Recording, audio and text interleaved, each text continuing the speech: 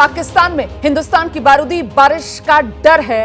पाकिस्तान के हुक्मरान जनरल थर-थर कांप रहे हैं। पहलगाम हमले को लेकर, भारत के बदले की तैयारियों को लेकर पाकिस्तान डरा हुआ, सहमा हुआ। युद्ध की आशंका से पाकिस्तान में बेचैनी लगातार बढ़ती हुई। कल तक जो पाकिस्तान के मंत्री हिंदुस्तान को लेकर अनाप शनाप बोल रहे थे, एटम बम की धौंस दिखा रहे थे, उनकी जुबान पर अब हकीकत आ रही है। वो डर सामने आ गया है जो उनके जहन में बैठा हुआ है, और वो डर है भारत के हमले का। कहीं भारत पाकिस्तान पर हमला ना कर दे, ये डर है जो पाकिस्तान को सता रहा है। इतना ही नहीं, भारत ने पाकिस्तान को दुनिया के सामने भी बेनकाब किया है। इस वक्त की बड़ी खबर मैं आपको बताने जा रही हूं। आपको सीधे वॉर रूम लेकर चलेंगे बड़ी खबर के लिए। प्रीति के पास क्या बड़ी खबर आ रही है? प्रीति, शुक्रिया रोमाना। और वॉर रूम से हम बड़ी खबर अपने दर्शकों को बता दें। आतंकवाद पर भारत ने पाकिस्तान को जमकर लताड़ा है। यूएन में भारत की उप स्थायी प्रतिनिधि योजना पटेल ने कहा है कि पाकिस्तान आतंकवाद को पालने और साथ ही सपोर्ट करने वाला देश है। भारत सीमा पार से आतंकवाद का शिकार हो रहा है। पूरा विश्व जानता है कि पाकिस्तान का इतिहास आतंकवाद को बढ़ावा देने का रहा है। साथ ही पाकिस्तान के रक्षा मंत्री ख्वाजा आसिफ ने भी ये कबूला है कि पाकिस्तान का इतिहास आतंकवाद को सपोर्ट करने, उसको बड़ा करने में, ट्रेनिंग देने में, फंडिंग देने में रहा है। उन्होंने आगे ये भी कहा कि पूरा विश्व में किसी को आश्चर्य नहीं होता और ये उजागर होता है कि पाकिस्तान आतंकवाद को बढ़ावा देने वाला एक दुष्ट देश है। The whole world has heard Pakistan's Defense Minister Khwaja Asif admitting and confessing Pakistan's history of supporting, training and funding terrorist organizations in a recent television interview. This open confession surprises no one and exposes Pakistan as a rogue state fueling global terrorism and destabilizing the region. The world can no longer turn a blind eye.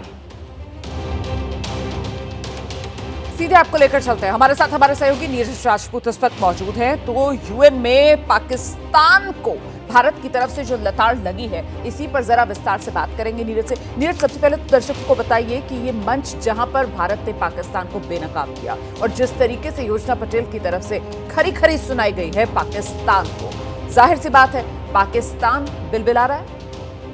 बिल्कुल रोमाना, देखिए ये जो UN में जो बैठक थी, ये दरअसल विक्टिम्स के लिए थी। जो टेररिज्म के जो विक्टिम्स हैं उनके लिए एसोसिएशन जो बनी हुई है उसके लिए। और पूरी दुनिया जानती है कि आज भारत जो है सबसे बड़ा विक्टिम में से एक है आतंकवाद के, और वो आतंकवाद जो प्रॉक्सी वॉर का रूप ले चुकी है पाकिस्तान के ज़रिए, सब जानते ही। और सबसे ज़्यादा अगर आतंकवाद में के ज़रिए अगर आतंकवाद की चपेट में लोग आए हैं तो वो भारत में ही आए हैं। चाहे हमारा मुंबई का 26/11 अटैक हो, संसद का अटैक हो, या फिर जम्मू कश्मीर में हम लोग लगातार देख रहे हैं, पिछले कई दशक से देख रहे हैं। तो यही जो हमारी रिप्रेजेंटेटिव हैं, डिप्लोमेट हैं योजना पटेल, उन्होंने साफ तौर से कहा कि पाकिस्तान के, अब तो रक्षा मंत्री भी इस बात को कबूल कर चुके हैं कि जो आतंकवाद है, जो वैश्विक आतंकवाद है रोमाना, सिर्फ भारत ही नहीं, जितने भी आप देखिए दुनिया में कहीं पर भी आतंकवाद होगा, चाहे ओसामा बिन लादेन हो, उमर शेख हो, ये सारे के साथ हाफिज सईद हो, मसूद अजहर हो, ये सारे के सारे तो पाकिस्तान में ही रहते हैं। इसीलिए उनके रक्षा मंत्री तक ने ये कबूल कर लिया है कि वही जो है पिछले 3 दशक से जो है आतंकवाद को बढ़ाते आए थे, फाइनेंस करते आए थे। और यूएन सिक्योरिटी काउंसिल भी रोमाना मान चुकी है, जिसमें P5 कंट्रीज हैं, और खुद पाकिस्तान भी एक अस्थायी देश है, उसका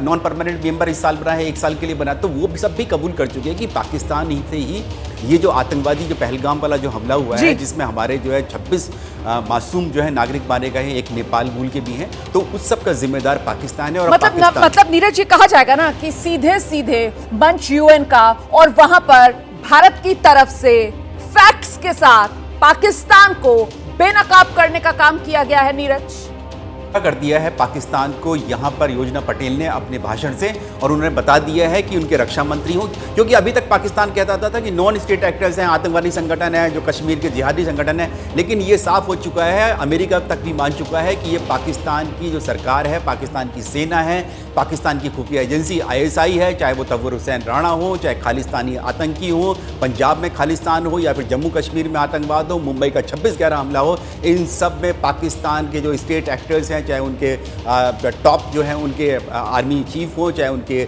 आईएसआई के चीफ हो, वो सारे के सारे इन आतंकी संगठनों के जरिए ही हमला कराते हैं, भारत में अटैक कराते हैं। और पहलगाम नरसंहार भी उन्हीं में से एक है। सबसे बड़ा हमला जो 9/11 के बाद 26/11 के बाद भारत में हुआ, जिसमें सबसे ज़्यादा नागरिक मारे गए हैं, वो दरअसल यही है, पहलगाम नरसंहार है। और इसलिए अब पाकिस्तान को सजा देने का वक्त आ गया है, ये भारत ने ऐलान कर दिया है।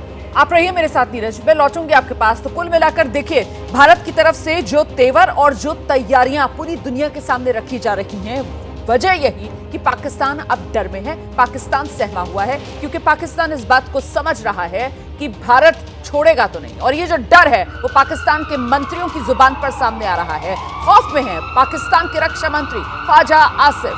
भारत आक्रमण की कोशिश करेगा, ये ख्वाजा आसिफ की तरफ से कहा जा रहा है। आपको बता दें, पाकिस्तान को पता है, दुनिया की आंखों में भले ही धूल झोंकने के लिए पाकिस्तान कुछ भी कह ले, लेकिन पहलगाम हमले में जो पाकिस्तान का हाथ है वो खुलकर सामने आ चुका है। और इसी वजह से पाकिस्तान के रक्षा मंत्री ख्वाजा आसिफ भारत के सैन्य हमले के डर को कबूल रहे हैं। भारत आक्रमण की कोशिश करेगा, ख्वाजा आसिफ का डर सुनिए। There is a likelihood that India will attempt an incursion in Pakistan and will engage Pakistan militarily. That is a possibility, a very clear and stark possibility.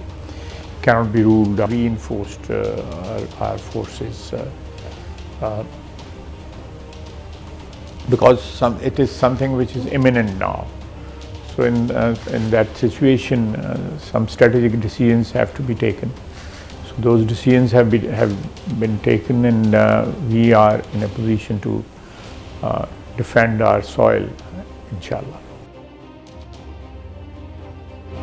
एक बार फिर से नीरज का रुख करेंगे। नीरज, ये जिस तरीके की जबान ख्वाजा आसिफ बोलते सुनाई पड़ रहे हैं, कुल मिलाकर यहाँ से एक शिफ्ट साफ तौर पर देखा जा रहा है। मतलब कहीं ना कहीं डर पाकिस्तान को सता रहा है। ये सच पाकिस्तान जानता है कि ये नया भारत है, आप इसे छेड़ेंगे तो ये छोड़ेगा नहीं। और इसी वजह से पहले जो गीदड़ भपकियों का सिलसिला था, अब वो सीधे सीधे डरा हुआ और सहमा हुआ पाकिस्तान बयान बदलते हुए नजर आ रहे हैं दुनिया के सामने।